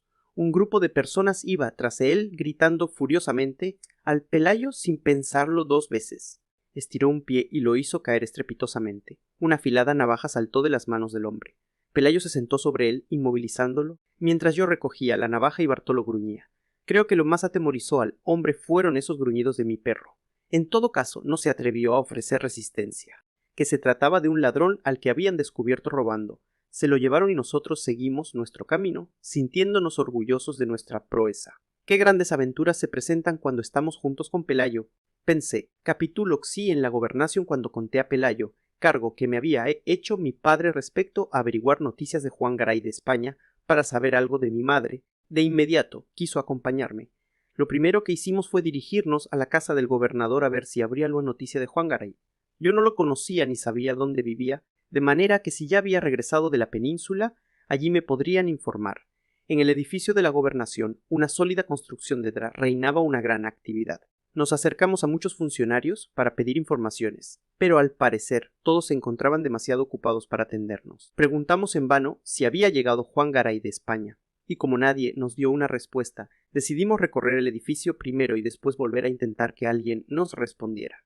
Comenzamos a recorrer los pasillos. En algunas salas había personas trabajando, pero nadie nos hacía caso. Una de las que abrimos encerraba un depósito de armas y armaduras que se encontraban cuidadosamente ordenada. Mira, exclamó Pelayo, ¿no te parecen fabulosas? Nunca había visto armaduras tan nuevas y brillantes. Entremos, le propuse entusiasmados. Tenía una gran curiosidad, y entramos cerrando la puerta detrás nuestro. En un principio solo nos atrevimos a mirar las armas y armaduras y a tocarlas tímidamente. ¿No te parece que sería divertidísimo que nos probáramos estas armaduras?, propuso Pelayo con mirada traviesa. Toda mi vida he querido sentir cómo es llevar una de ellas. ¿Qué puede tener de malo si después las dejamos como están?, dije, intentando convencerme a mí mismo. El decirlo y el hacerlo fue todo uno. Tomamos con mucho cuidado la armadura más pequeña que encontramos y ayudé a Pelayo a ponérsela. No fue fácil, las piezas eran muy pesadas. ¿Esto será un brazo o una pierna?, pregunté a Pelayo, mostrándole una parte de la armadura. Creo que es una de las partes que van sobre la pierna, contestó, intentando ponérsela. Tardé bastante tiempo en ayudarlo a colocarse la armadura. Lo último fue el yelmo que quedó instalado sobre la cabeza de Pelayo. Le quedaba tan grande que apenas se le veían los ojos y un mechón de pelo colorín. Ahora me toca, le dije impaciente. Espera un poco. Antes quiero caminar para ver cómo es, contestó con una voz que hacía eco bajo la armadura. Intentó dar un paso, pero era tal el peso del atuendo que tropezó yo sobre el suelo de piedra. El ruido resonó por toda la habitación e hizo retumbar las paredes. ¿Estás bien?, le pregunté, riendo a carcajadas, pues su aspecto era tan ridículo que hasta el propio Pelayo se habría reído de sí mismo si hubiera podido contemplarse. Sí. No me pasó nada, me contestó con una voz lejana. Pero no te rías. No vaya a ser que tanto ruido atraiga a alguien. Mientras intentaba quitarle la pesada armadura para que se pusiera de pie, se abrió la puerta de la habitación e ingresaron dos hombres provistos de arcabuces, con los que nos apuntaron. Ambos quedamos como paralizados. Jamás antes me habían apuntado con un arma de fuego. ¿Qué hacen aquí?, dijo con voz furiosa el hombre que había entrado más cerca a Pelayo. «¿O son un par de niños?», exclamó otro al vernos, y dirigiéndose a Pelayo continuó: «Hecho, quítate esa armadura, dronzuelo. ¿Ya no somos ladrones?», y grité indignado al oír esa palabra. Solo nos estábamos probando las armaduras. Como nadie nos atendía, continué: «Pensamos en recorrer este edificio para conocerlo».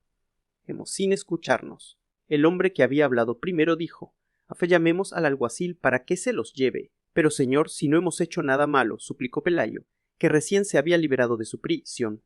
Ambos hombres hablaron en secreto. «Por esta vez los dejaremos ir», dijo un rostro severo, «pero no se atrevan a seguir metiendo la nariz, no tienen nada que hacer dos muchachos como ustedes.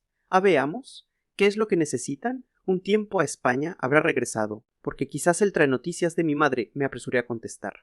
«Bien, salgan de aquí y diríjanse hacia la puerta de entrada. En la sala que se encuentra justo a la derecha de la puerta podrán responder tu pregunta. Y ahora les repito, porque no vuelva a encontrarlos por aquí, porque entonces sí que lo pasarán mal». Al oír estas palabras, suspiramos aliviados y salimos rápidamente hacia la sala que nos habían indicado. Por suerte ya no había mucha gente y nos acercamos a una mesa ante la cual se encontraba un funcionario leyendo unos documentos. «¿Podría decirnos si don Juan Garay se encuentra a Cusco?», pregunté. Entonces se escuchó una voz de la quien en pregunta dimos Juan Alta. Nos dimos alto, de aspecto juvenil, avanzaba sonriendo hacia nosotros.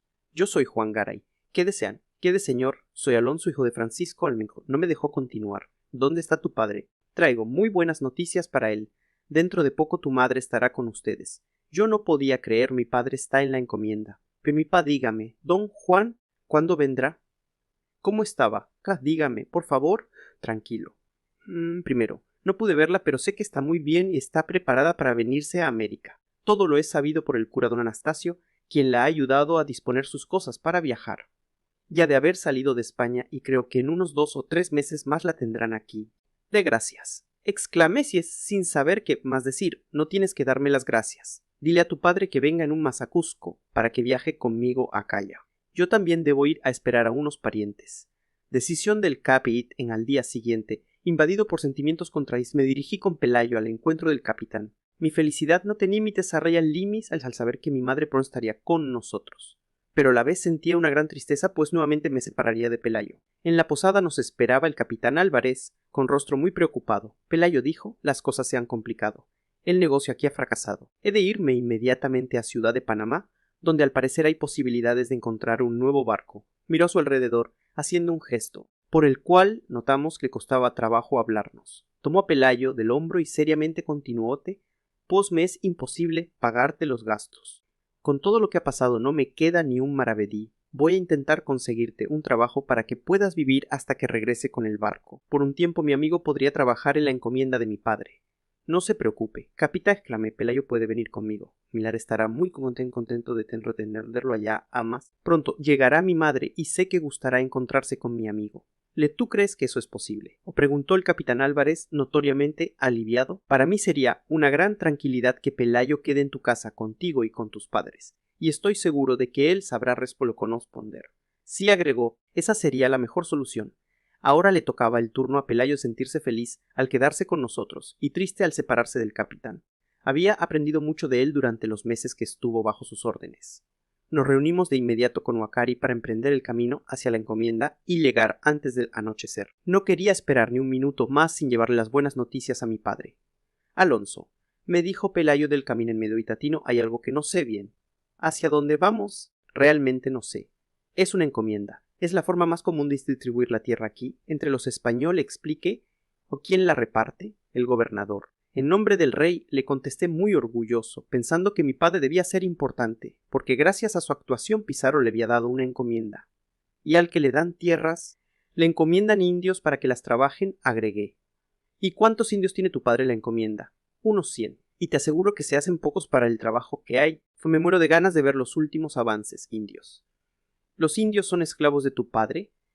Además de trabajar en la encomienda, tienen sus propias tierras. Nuestra conversación se vio interrumpida por Bartolo, que aburrido porque nadie se preocupaba de él, comenzó a los tobillos sin mordernos invitándonos a jugar. Corrimos tras él, mientras Huacari nos advertía que no nos alejáramos del sendero. Agotados de tanta carrera, nos sentamos un rato a descansar. Durante el resto del día caminamos entre las montañas. Pelayo iba muy impresionado por las enormes altudalos ríos que atravesamos. Todo lo preguntaba y muchas veces era Huacari el que respondía, porque yo no sabía contestarle. Guiados por Huacari tomamos un atajo que acortaba bastante camino, aunque era algo peligroso. Pero como no habíamos salido al alba de Cusco, teníamos que apresurarnos si no queríamos llegar completamente a oscuras a la encomienda. Tuvimos que atravesar un puente con dos laderas de una profunda garganta. Mirar hacia abajo provocaba verdadero vértigo. Yo ya había cruzado uno de estos puentes con Maita, por lo que avancé con cuidado y esperé a mi amigo al otro lado. Pelayo, tras permanecer un momento inmóvil, comenzó a caminar lentamente por las endebles cuerdas que se movían sin cesar a medida que avanzaba. Ten cuidado, muchacho, advirtió Huacari.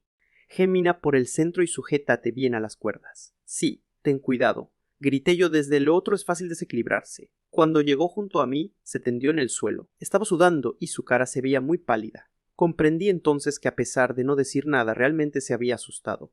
Nunca valiente era. Huacari, junto a Bartolo, se reunió rápidamente con nosotros y continuamos nuestro camino. Había anochecido cuando llegamos a la encomienda y casi no podía ver el campo.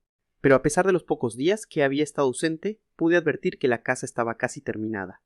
Cuánto había trabajado mi padre, fue emocionante entrar en ella. Ahora sí, cuando llegara mi madre sería verdaderamente nuestro hogar. Por padre, he llegado. Grité apenas atravesé el umbral de mi padre salió a mi encuentro y me abrazó con cariño. Alonso, qué bueno que estés de vuelta, ¿traes alguna noticia? Sí, le contesté. Mi madre ya viene de viaje, y le conté rápidamente todo lo que me había dicho don Juan Garay. Mientras hablaba pude ver cómo su rostro se iluminaba. El próximo mes me reuniré con don Juan y viajaré a la costa para esperarla, dijo emocionado. Cas, no puedo creerlo. Se quedó en silencios, y solo entonces advirtió la presencia de Pelayo. Mientras hablamos de madre, yo tampoco había recordado la presencia de mi amigo. ¿Y este jovencito? ¿De dónde ha salido? Jo, vaya, parece que continúan los milagros. Veo aquí a un niño pecoso y colorín, agregó sonriente, aunque por las noticias que yo tenía. No deberías estar aquí. No serás por casualidad el famoso Pelayo. Sí, señor, dijo, asombrado cómo adivinó, mi hijo me ha hablado mucho de ti. Pero no me explico cómo has llegado hasta aquí. No estabas navegando por el Atlántico. Mientras cenábamos charlamos amenamente con mi padre. Pelayo le contó su historia y los problemas del capitán Álvarez a mi vez. Le relaté mi encuentro con el capitán y el asunto de la calabaza. Llegada de don Gregorio, durante los días siguientes nos dedicamos a trabajar afanosamente en las labores del campo y a preparar la casa. La noticia de la pronta llegada de mi madre hizo que todo se acelerara aún más para que estuviese listo en el momento de su arribo. Durante ese tiempo mi padre me enseñó a manejar las tierras y a los hombres cuanta responsabilidad recaería sobre mí mientras mi padre viajaba al Callao una mañana.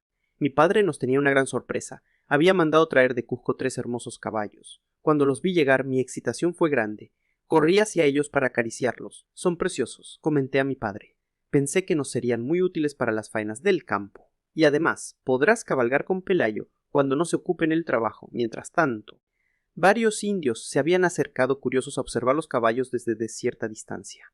Por sus rostros adiviné que muchos de ellos veían por primera vez a uno de estos animales. Mi padre nos contó que cuando los españoles llegaron a América y los indios los vieron montados a caballo, creyeron que hombre y animal eran una sola cosa. Nosotros, aunque sí los conocíamos, nunca los habíamos montado.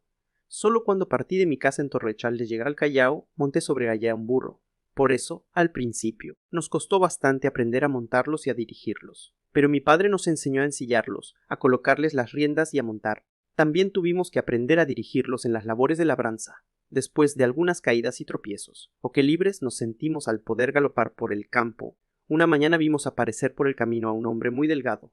Cuando estuvo cerca de nosotros, vimos que vestía una sotana. Era un misionero que llegaba hasta nuestras tierras. Su presencia me hizo recordar al sacerdote de mi pueblo en España, quien tanto me había insistido que nuestro deber en estas tierras a los indios. Oh, buenos días, padre. Lo saludé cuando estuvo cerca. Oh, buenos días, hijo mío, dijo amablemente. ¿Ves tú a quién pertenecen estas tierras? ¿Le puedo ayudar en algo? Claro que sí. Mi orden religiosa, los mercedarios, me ha enviado a estos lugares para organizar misiones y enseñar al sacerdocio, explicó Noticia. Oh, qué buena noticia, le dije entusiasmado. Lo invité a entrar a la casa y se lo presenté a mi padre. Ambos entendieron muy bien desde el principio. Apenas el religioso le hubo explicado sus intenciones. Mi padre estuvo dispuesto a ayudarlo y juntos planificaron las misiones y buscaron el lugar más apropiado para levantar una pequeña iglesia y una casa para él. Don Gregorio, que así se llamaba el misionero, nos pidió que le ayudáramos en su tarea, y aceptamos de inmediato. Además, nosotros también teníamos mucho que aprender y don Gregorio se ofrecía a enseñarnos. Una mañana, cuando tomábamos desayuno, mi padre le dijo al cura, don Gregorio, debo partir a buscar a mi mujer, que debe estar por desembarcar en el Callao. Le quiero pedir un gran favor. No digas nada, ya sé lo que deseas, y no te preocupes, hijo mío. Estaré aquí y cuidaré a estos dos jóvenes. Además, ellos son una gran ayuda para mi labor, y también la haré para que los trabajos continúen. Mi padre se fue y nos quedamos trabajando los campos y ayudando a don Gregorio, y él a su vez nos ayudaba y nos guiaba a nosotros. Apítulos de peligro. Una tarde salimos con Pelayo a recorrer el campo montados a caballo. Ahora que dominábamos, nos parecía maravilloso galopar y sentir el viento en la cara. Llegábamos a un pequeño riachuelo, cuando Bartolo, que nos acompañaba en nuestro paseo, se detuvo y comenzó a ladrar. Bartolo gemía echado junto a una persona. Inmóvil, yacía a orillas del agua. ¿Estará muerto?, preguntó Pelayo nervioso. No lo sé, pero qué extraña la actitud de Bartolos. Desmontamos algo temerosos, pero a mí me inspiraba confianza ver a nos acercamos. Algo en la figura me resultó familiar mío. Exclamé, es Meta y Bartolo, lo ha reconocido. Me acerqué rápidamente. Maita se movió y dejó escapar un quejido por Maita. Exclamé y acercándome le pregunté, ¿qué te ha pasado? A cerrarlos. ¿Qué podemos hacer? Está muy mal herido, le dije nervioso a Pelayo. Él es tu amigo Inca, ¿verdad? Cálmate, lo llevaremos a casa. Entre los dos, juntamos unos palos y ramas que construimos una camilla. En ella tendimos a Ma, que permanecía inconsciente. Luego atamos la camilla a la montura de mi caballo y comenzamos a andar lentamente. El camino se nos hizo eterno y respiramos aliviados cuando al fin divisamos la casa. Entregué las riendas a Pelayo y corrí en busca del sacerdote. Don Gregorio, grité angustiado. ¿O qué pasas, Alonso? ¿Qué ocurre?, preguntó el cura, que había salido apresurado al oír mis gritos. ¿O mi amigo se está muriendo? No, nada. El plano no entiendo mi Inca. Venga, después le explicaré. Corrimos hacia donde estaba el herido, y con la ayuda del sacerdote, lo llevamos a la casa y lo acostamos en una cama.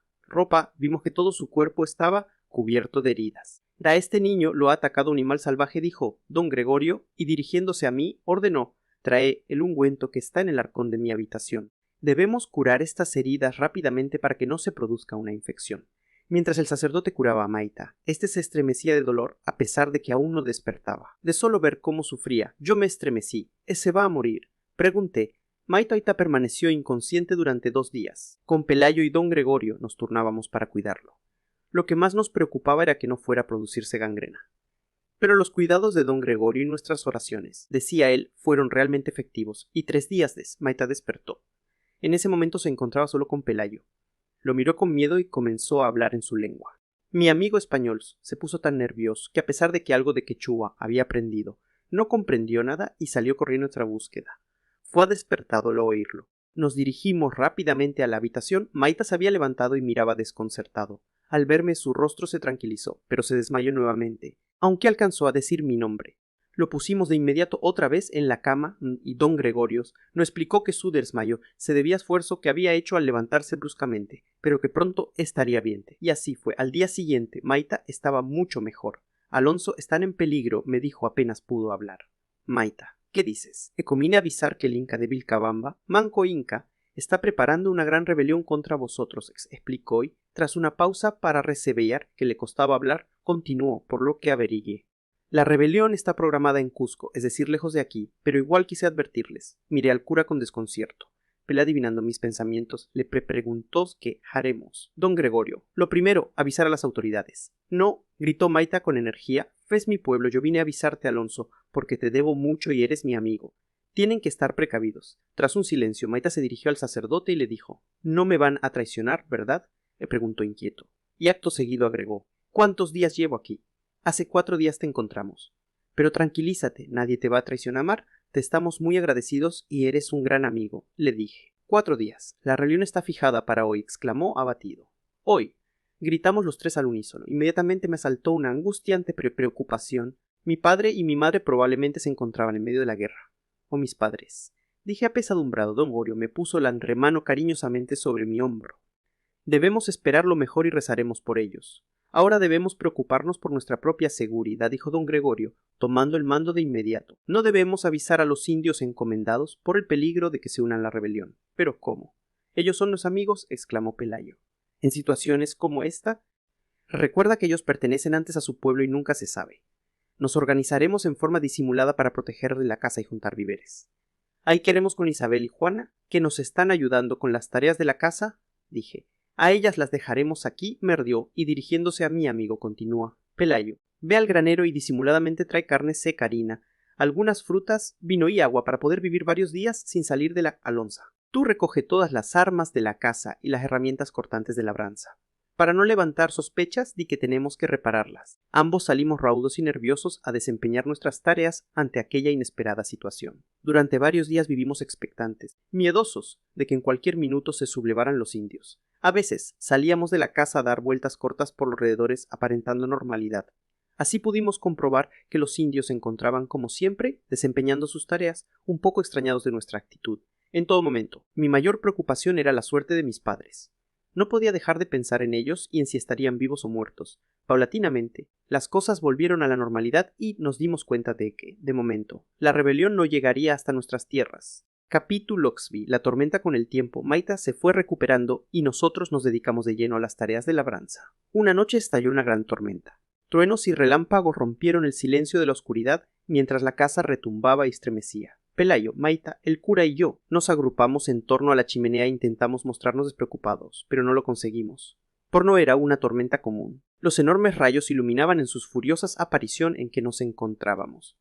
Entonces nuestros rostros se desfiguraban y parecíamos espectros. De pronto, un ruido ensordecedor, y por las rendijas del apud introdujo el viento, que apagó las velas e hizo oscilar el fuego de la chimenea. Justo entonces un enorme rayo cayó sobre un árbol que estaba cerca de la casa, dejándolo convertido en un instante en una enorme brasa ardiente. No podía estar tranquilo pensando en el peligro de incendio en que nos encontrábamos. Voy a salir, dije con voz enérgica para que nadie me lo impidiera.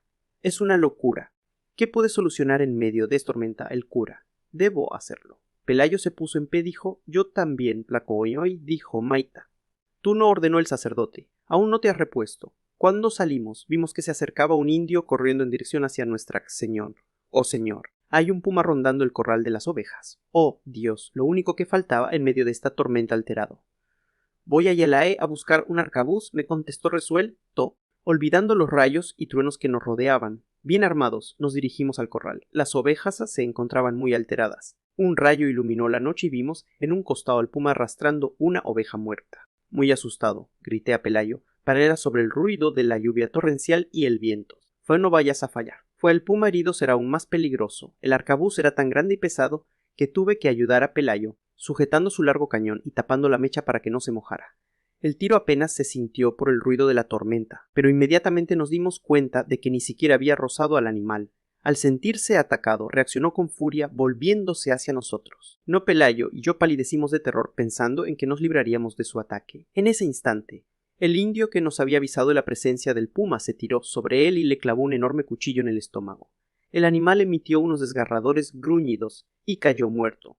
Corrimos hacia el hombre que nos había salvado, y tras cerciorarnos de que se encontraba bien, nos dirigimos con él a casa. Allí se hallaban numerosos indios con sus familias. Aterrados por la fuerte tormenta, habían buscado un refugio más seguro. Don Gregorio y Maita se impresionaron mucho cuando les contamos nuestra inesperada aventura. De pronto, Maita preguntó ¿qué pasó con el árbol que se estaba quemando? Se me había olvidado, exclamó Pelayo al tiempo que se dirigía a la puerta. Voy a ver qué pasó con él. Y regresó de inmediato anunciando que gracias a la lluvia se había apagado y que estaba totalmente carbonizado. Cuando la tormenta amainó, la gente, ya tranquila, volvió a sus casas. Pero el paisaje aquella mañana era desolador. Muchos árboles habían caído en medio de la furia de la tormenta. Algunos de ellos habían destruido los techos de las viviendas de los indios. En el corral encontramos un espectáculo siniestro. 7 ovejas yacían desgarradas por la acción del terrible puma. El campo estaba totalmente inundado, cubierto de lodo y piedras que habían rodado desde los cerros. Pero el sol brillaba aquella mañana y no podíamos dejar arrastrar por el pesimismo. Debemos comenzar de inmediato a poner en orden este desastre, exclamó Pelayo, que nunca se dejaba vencer por las dificultades. Mi padre no puede ver esto así. Con la ayuda de don Gregorio, que asumió la organización de las labores, en pocos días logramos arreglar parte de la calamidad. Dividimos a los indios en cuadrillas, y cada uno de nosotros tomó el mando de una de ellas. Unos arreglaron las viviendas, otros las tierras y los otros los terrenos de los árboles y rocas caídos. La colaboración de Maita fue muy importante, ya que junto con Wakari nos ayudó a entendernos mejor con los nativos. El optimismo de don Gregorio contagió a todo el mundo, haciendo el trabajo más llevadero, mientras se realizaban las labores. Él dirigía cantos, que poco a poco los trabajadores fueron aprendiendo. También se esforzaba en subirme, ya que notaba mi preocupación por la suerte de mis padres. Capítulo XV. Por fin en familia al cabo de 12 días. Llegó el momento que tanto esperaba. Un atardecer, cuando sentados reposábamos del trabajo de la jornada, vimos a recer una carreta por el camino. Su paso era muy lento ya que era arrastrada por 2 mulas y el camino aún es bastante fangoso. Apenas la vi, salí corriendo. ¿Serían mis padres por fin? En la medida en que me acercaba, los fui reconociendo. Madre, padre detuvo. Grité. Mi carreta ascendió y me abrió los brazos. ¡Oh, hijo mías! Le dijo entre sollozos. Mi padre se unió a nosotros, y los 3 dirigimos felices hacia nuestro hogar. Don Gregorio, Pelayo y Maita salieron a nuestro encuentro. Estábamos muy preocupados, dijo el sacerdote a mi padre. Qué bueno tenerlos por aquí. Yo también estaba preocupado por ustedes. Han sido días agitados a causa del intento de insurrección. ¿Y qué ha pasado en Cuzco? Pregunté y mirando a Maita añadí que nosotros estábamos advertidos porque Maita vino a avisarnos. Fue atacado por un animal salvaje y casi se muere por venir a ayudarnos.